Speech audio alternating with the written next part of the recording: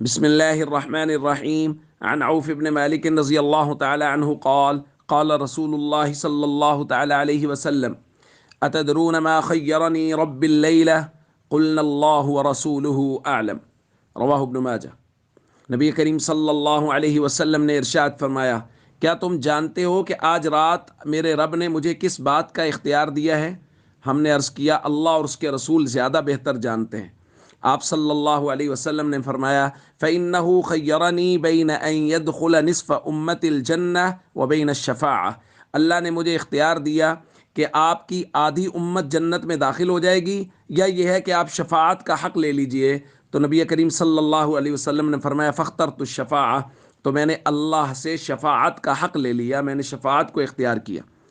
ہم نے عرض کیا، یا رسول اللہ صلی اللہ علیہ وسلم، ادعو اللہ ان یجعلنا من اہلہا، اے اللہ کے نبی صلی اللہ علیہ وسلم دعا کر دیجئے کہ اللہ ہمیں ان لوگوں میں شامل فرما دیں جن کی آپ شفاعت فرمائیں گے۔ نبی کریم صلی اللہ علیہ وسلم نے فرمایا، ہی لکل مسلم، یہ تمام مسلمانوں کے لیے ہوگی۔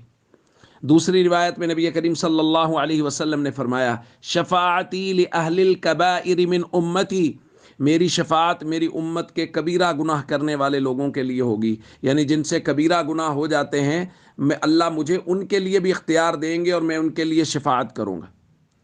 دوستو، ہمارے آقا صلی اللہ علیہ وسلم میں قربان جاؤں نبی کریم صلی اللہ علیہ وسلم کی رحمت اور شفقت پہ کہ نبی کریم صلی اللہ علیہ وسلم سارے مسلمانوں کے لیے اللہ سے شفاعت کا حق لیا حضور نے، اور نبی کریم صلی اللہ علیہ وسلم اس امت پر کس قدر رعوف اور رحیم اور حریص ہیں کہ نبی کریم صلی اللہ علیہ وسلم فرماتے ہیں کہ میں اس بات پہ خوش نہیں ہوا کہ آدھی امت جنت میں چلی جائے گی، بلکہ میں نے شفاعت کا حق لیا تاکہ ایک ایک امتی کی سفارش کر کے اللہ سے یہ منوا لوں کہ ہر امتی کو جنت میں لے جاؤں۔